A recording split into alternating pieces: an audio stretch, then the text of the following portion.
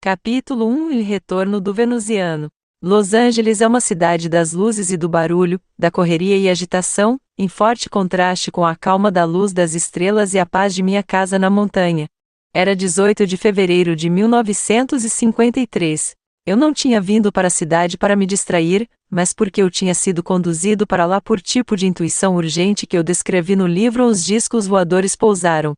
Segundo um costume de muitos anos quando visitava Los Angeles, registrei-me num certo hotel no centro.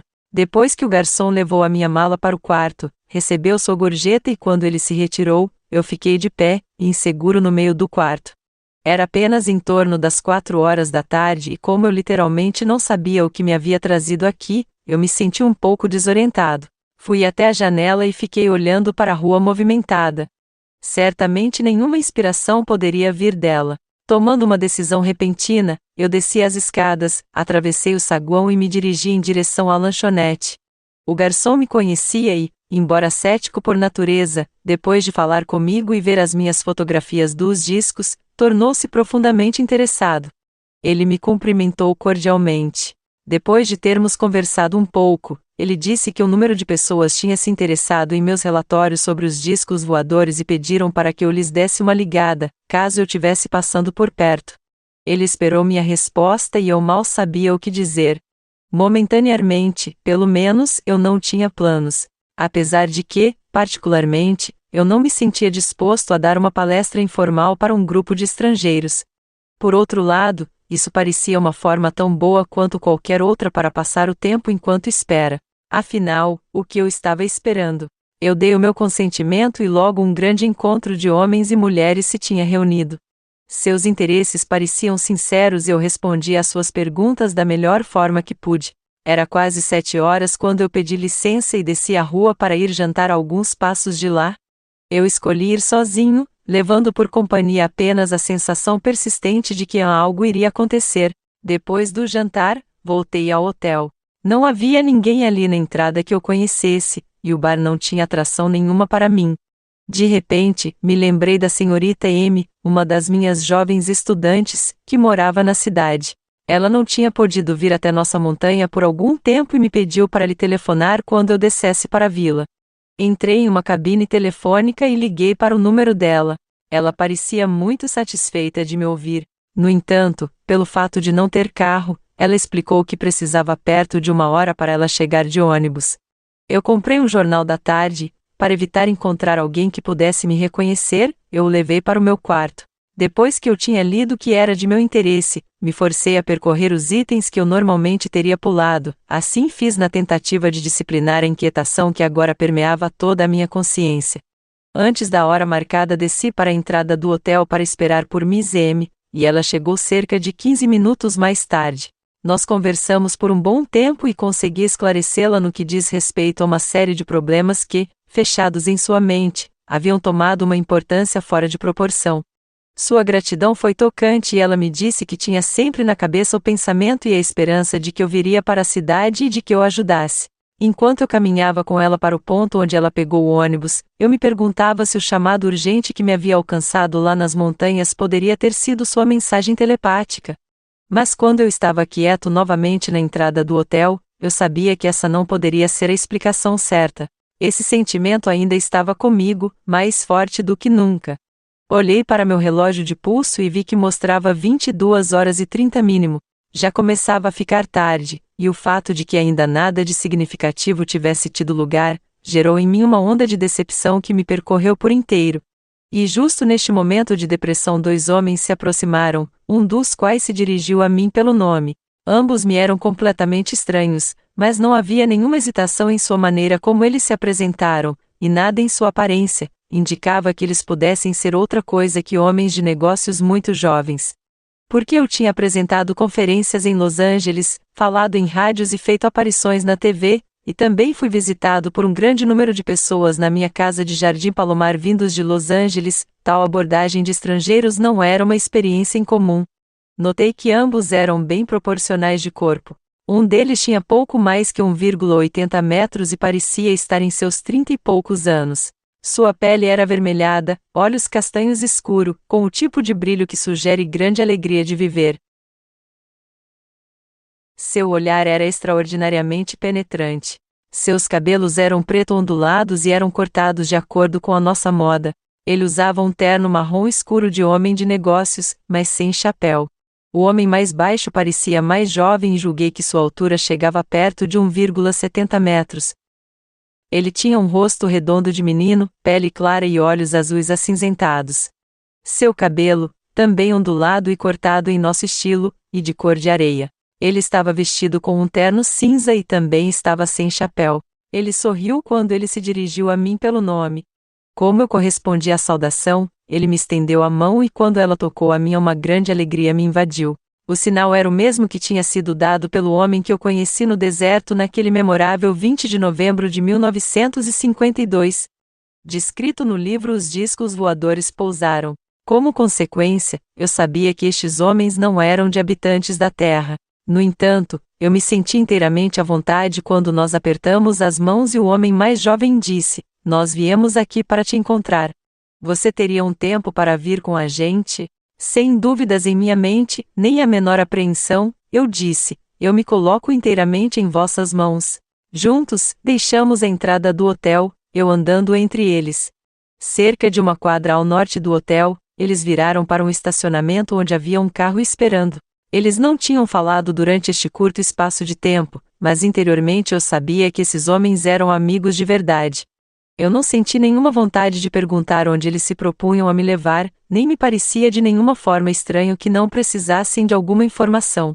Um atendente trouxe o carro, e o homem mais jovem tomou o assento do motorista, me fazendo sinal para entrar ao lado dele.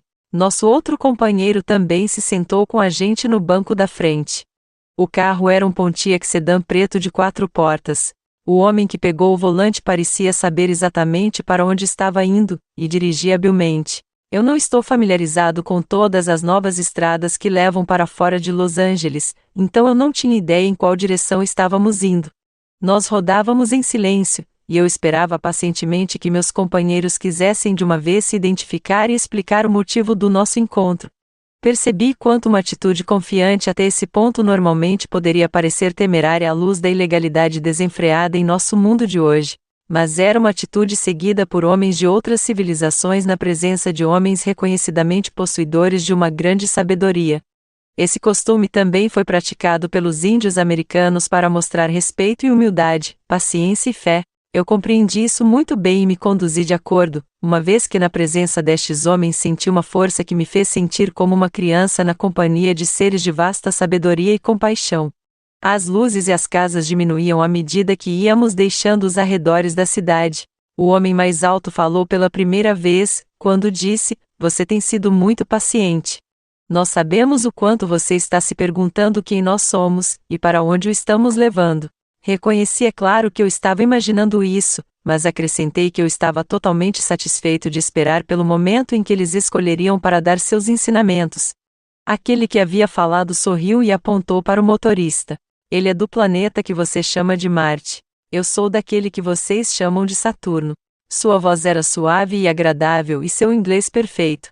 Eu tinha percebido também que o homem mais jovem falava suavemente, embora sua voz fosse de um timbre mais agudo. Eu me perguntava maravilhado como e onde tinham aprendido a falar a nossa língua tão bem. No mesmo momento que essa ideia passava pela minha cabeça, ela foi captada. O marciano agora falou pela primeira vez desde a nossa reunião no hotel. "Nós somos o que você em sua terra pode chamar de homens de contato. Nós vivemos e trabalhamos aqui, porque como você sabe, na terra é necessário ganhar dinheiro para comprar comida, roupa, e muitas coisas que as pessoas devem ter. Temos vivido em seu planeta agora por vários anos. No início, tínhamos um leve sotaque. Mas isso foi superado e, como você pode ver, nós passamos desapercebidos como outros homens da Terra. No nosso trabalho e no nosso tempo de lazer nós nos misturamos com as pessoas aqui na Terra, sem nunca trair o segredo de que somos habitantes de outros mundos. Isso seria perigoso, como você bem sabe. Nós os conhecemos melhor do que a maioria de vocês se conhecem, e podemos ver claramente as razões de muitas das condições infelizes que o cercam. Estamos cientes de que você enfrenta zombaria e críticas por causa de sua persistência em proclamar a realidade da vida humana em outros planetas, uma vez que os seus cientistas dizem que eles são incapazes de abrigar a vida. Então você pode imaginar facilmente o que nos aconteceria se apenas supusessem que nossas casas são em outros planetas. Se afirmássemos a simples verdade de que temos vindo à sua terra para trabalhar e para aprender, assim como alguns de vocês vão para outros países para viver e estudar, seríamos rotulados como loucos.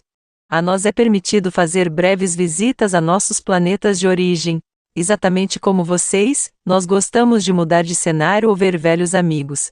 É necessário, naturalmente, para organizar tais ausências durante as férias oficiais, ou mesmo por mais de um final de semana, de tal modo que não faltemos com os nossos colaboradores aqui na Terra. Eu não perguntei se meus companheiros eram casados e se tinham família aqui em nosso planeta, mas eu tinha a impressão de que este não era o caso. Durante alguns minutos o silêncio não foi cortado enquanto eu pensava sobre o que tinham me dito. Eu me perguntava por que teria sido eu escolhido em vez de outro para receber sua amizade e seu conhecimento por homens de outros mundos. Qual fosse a razão, eu me senti muito humilde, e muito grato. Como eu estava pensando em tudo isso, o saturniano me disse amavelmente: você não é o primeiro nem o único homem neste mundo com quem conversamos. Existem muitos outros que vivem em diferentes partes da Terra, para os quais viemos. Alguns que se atreveram a falar de suas experiências têm sido perseguidos, alguns até mesmo ao ponto daquilo que vocês chamam de a morte. Por isso, muitos têm mantido silêncio. Mas quando o livro sobre o qual você está trabalhando agora chegar ao público, a história de seu primeiro contato no deserto com o nosso irmão do planeta que vocês chamam de Vênus, incentivará outras pessoas de vários países a escreverem para você de suas próprias experiências. Depois que o livro, Os Discos Voadores Pousaram, foi publicado, a verdade desta previsão ficou provada. Eu não senti apenas uma forte confiança nestes novos amigos, mas uma enorme sensação de que nós não éramos realmente estranhos um para o outro. Eu também tinha uma profunda convicção que esses homens poderiam responder a todas as perguntas e resolver todos os problemas relativos ao nosso mundo, até mesmo para realizar proezas impossíveis para os homens da Terra, se eles o considerassem necessário e de acordo com a missão que tinham vindo realizar. Seguimos em frente por ótimas autoestradas por um longo período de tempo, possivelmente 1 hora e meia. Eu ainda não tinha ideia em qual direção estávamos viajando, exceto a sensação de que estávamos entrando numa região desértica. Estava muito escuro para observar os detalhes dos arredores. Minha mente continuou a ser absorvida em rever o que haviam me dito e, como eu já disse antes, havia pouca conversa entre nós. Eu fui tirado de minhas reflexões, quando de repente, saímos da rodovia suave para uma estrada tosca, estreita e ondulada. O marciano disse: temos uma surpresa para você. Nessa estrada não encontramos nenhum carro, ao longo da qual nós dirigimos por cerca de 15 minutos. Em seguida, com uma emoção crescente, vi ao longe no chão um objeto brilhando levemente com uma luz branca. Paramos cerca de 15 metros dele. Eu calculei que ele tivesse os 4,50 metros a 6 metros de altura e eu reconheci a sua semelhança com a nave de reconhecimento de meu primeiro encontro de quase 3 meses antes. Quando paramos, eu notei que um homem estava de pé, perto do brilhante aparelho. Depois de terem saído do carro, meus companheiros o cumprimentaram. O homem que estava perto da nave parecia trabalhar em algo relacionado com ela. Nós todos andamos em direção a ele e, para minha grande alegria, eu reconheci meu amigo de meu primeiro contato, o Homem de Vênus. Ele estava vestido com a mesma roupa tipo esqui que ele tinha usado no primeiro encontro, mas este era de um marrom claro com listras laranja na parte superior e inferior do cós. Seu radiante sorriso deixou claro que compartilhava a minha felicidade por este reencontro. Depois que saudações foram trocadas, ele disse: quando estávamos descendo um pequeno item desta nave deu defeito, então eu fui fazer um novo, enquanto espera você chegar. Eu olhava curioso enquanto ele esvaziava o conteúdo de um cadinho pequeno na areia. O timing estava perfeito, disse ele. Eu estava justo concluindo a instalação quando vocês chegaram. De repente me apercebi que ele estava falando inglês apenas com um leve traço de sotaque, considerando que, em nosso primeiro encontro ele parecia incapaz de falar a nossa língua.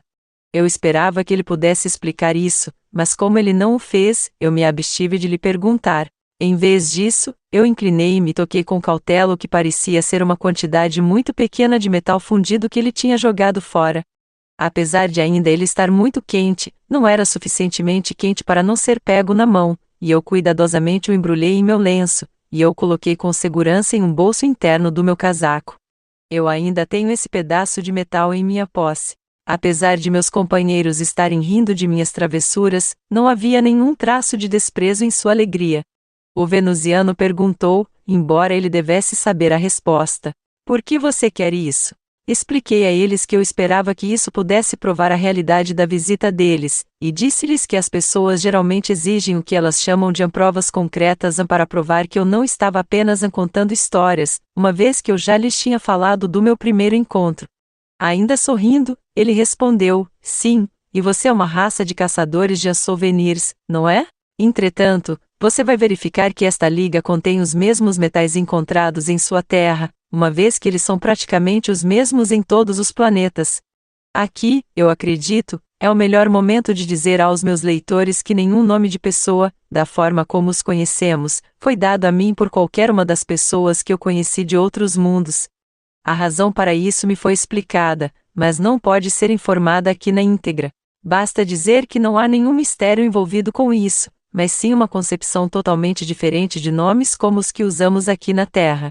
Embora esta situação não criou nenhum embaraço em meus autênticos encontros com estes novos amigos, percebi que ela certamente faria isso para o leitor, especialmente na última parte do livro na sequência dos contatos.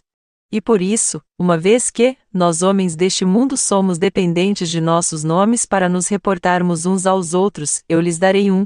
Em todo caso, eu quero deixar bem claro que os nomes que eu estou colocando para esses novos amigos não são seus nomes reais. Ainda eu gostaria de acrescentar que tenho minhas próprias e boas razões para os escolher, e que eles não são sem significado em relação àqueles que os acompanharão ao longo destas páginas. O marciano, o chamarei de Fircon. Ao saturniano de Ramu. Meu nome para o venusiano será Orton.